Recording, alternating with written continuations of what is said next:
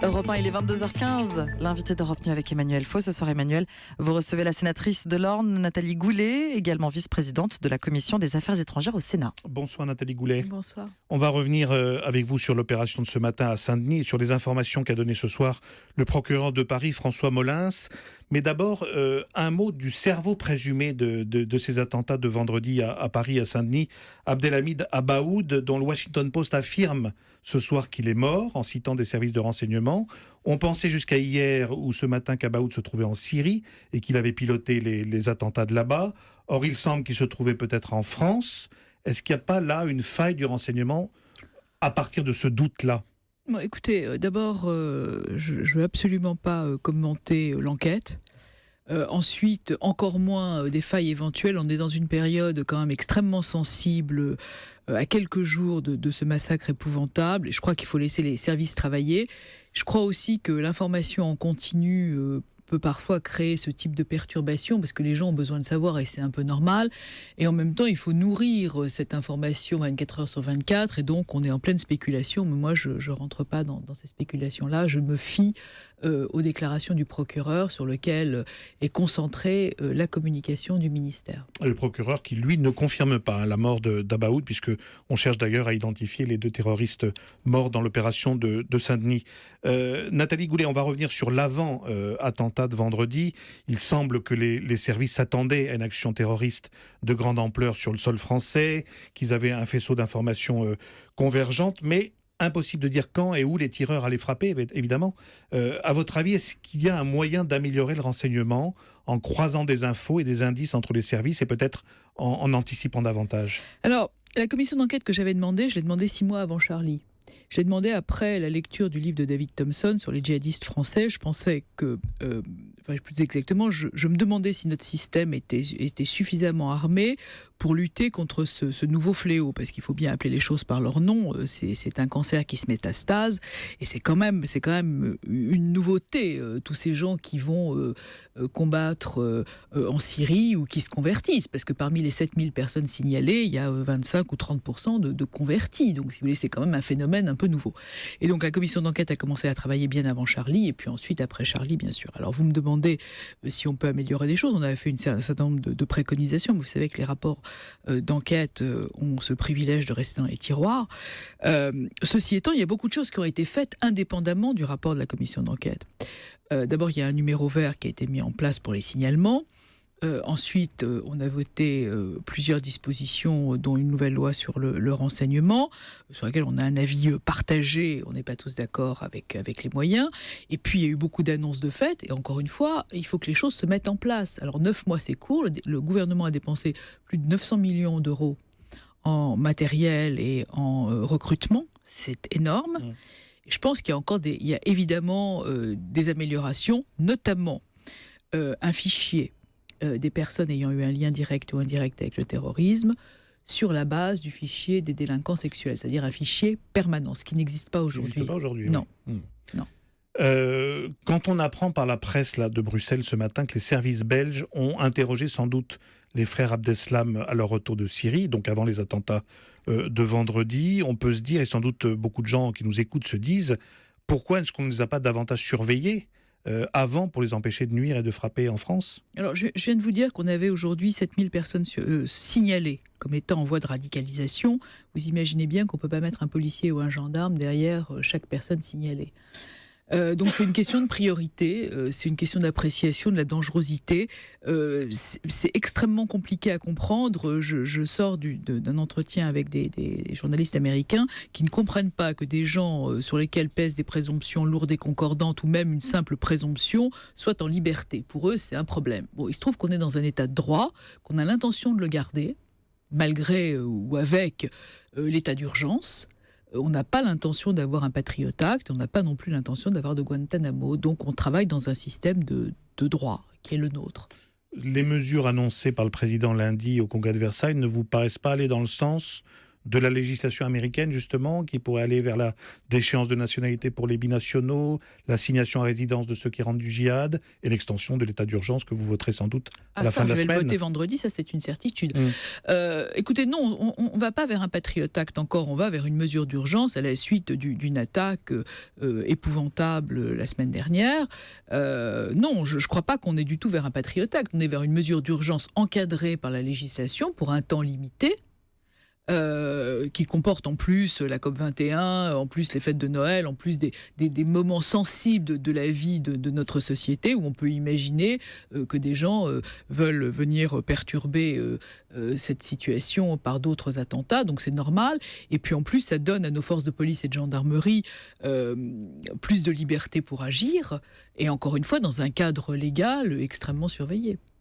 Puisque vous parlez de la COP21, j'ouvre une parenthèse, puisqu'on a appris ce soir que le gouvernement interdisait le rassemblement qui était prévu le 29 novembre, donc à la veille de l'ouverture de cette conférence sur le climat. Nathalie Goulet, on dit que le groupe arrêté ce matin à Saint-Denis aurait pu passer à l'action prochainement. Le procureur François Molins évoque cette hypothèse sans en être tout à fait certain. Est-ce qu'on risque pas d'avoir à multiplier les actions comme celle de Saint-Denis de ce matin si on veut éviter de nouveaux passages justement à l'acte ? Je pense que justement, l'état d'urgence va permettre à nos services de travailler. Mais ce qu'il faut quand même constater, c'est que ce groupe était extrêmement préparé, armé, extrêmement armé, prêt à l'attaque.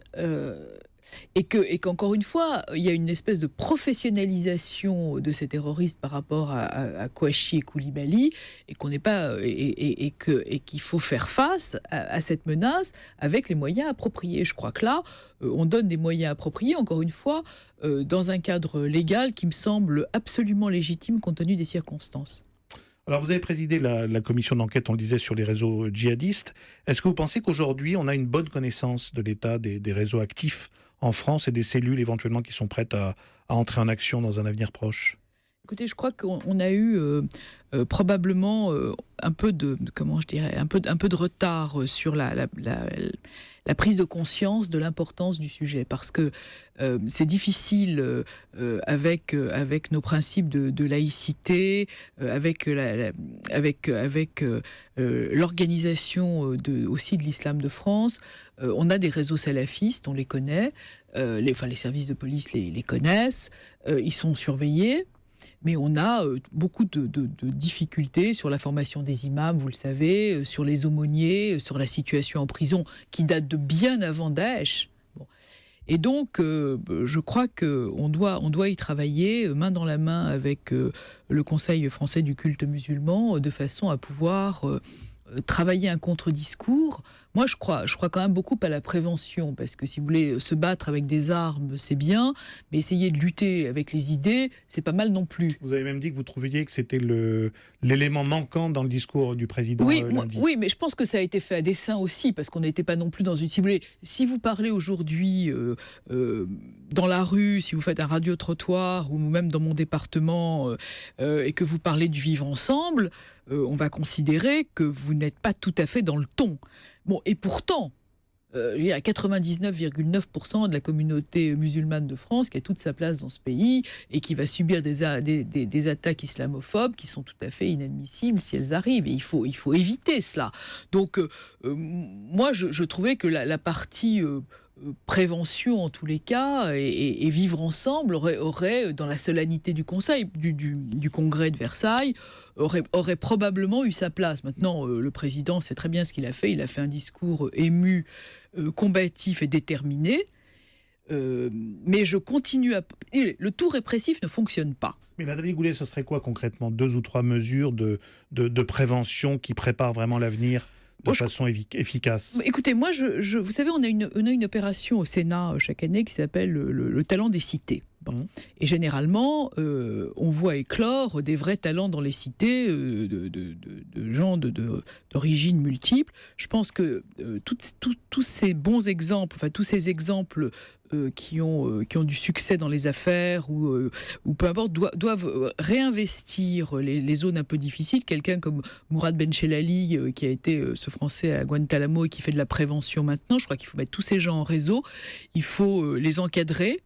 Et il faut qu'ils puissent porter une parole positive, parce que si vous voulez, quand j'étais aux États-Unis sur la mission, on était au FBI, ils nous ont expliqué qu'il y a différents stades pour la radicalisation et que vous avez des gens qui ne passent jamais à l'acte. C'est un peu comme un suicide, si vous voulez. Vous ne savez pas pourquoi quelqu'un qui va recevoir un coup de fil, alors qu'il a la corde et qu'il est va arrêter son action. Et bien là, c'est à peu près pareil. Vous avez différents stades. Vous avez des gens qui ne passent jamais à l'acte. Et vous avez des gens qui passent à l'acte. Et donc, il faut probablement peu de choses à un moment donné. Et donc, il faut qu'on puisse travailler là-dessus. Moi, j'y crois vraiment beaucoup. Un dernier mot, vous êtes sénatrice. On a vu lundi à Versailles, au Congrès, des parlementaires très rassemblés, un esprit un peu de concorde nationale. On a vu mardi à l'Assemblée la politique qui reprenait le dessus avec une séance des questions gouvernement très, très agitée. Et puis aujourd'hui, de nouveau, le retour d'une certaine unanimité, notamment dans l'hommage aux forces de l'ordre. Quel est le climat qui vous paraît le plus approprié dans la période actuelle ? Écoutez, moi je crois qu'il faut vraiment de la dignité. L'Union nationale, c'est difficile parce qu'on va quand même avoir des élections dans quelques semaines et des élections sous l'état d'urgence. Excusez-moi, c'est quand même une nouveauté dans le système français. Je crois qu'il faut de la dignité, ne serait-ce que par rapport aux familles des victimes, dont on peut imaginer dans quel état elles sont. Et si elles voient la classe politique se déchirer et tirer argument de cette situation, je ne crois pas que ce soit très digne. Il faut que la campagne reprenne. Ça ne vous choque pas que les états-majors reprennent la campagne ? À partir du moment où on a décidé, où le gouvernement a décidé de maintenir les élections à la date où elles sont, il faut que la campagne reprenne. Et là, on risque d'avoir deux options. On risque d'avoir soit des gens qui vont faire un bloc vers les partis républicains, soit des gens qui nous feront plus confiance et qui voteront pour le Front National. Merci beaucoup, Nathalie Goulet, d'être venue dans Europe Soir.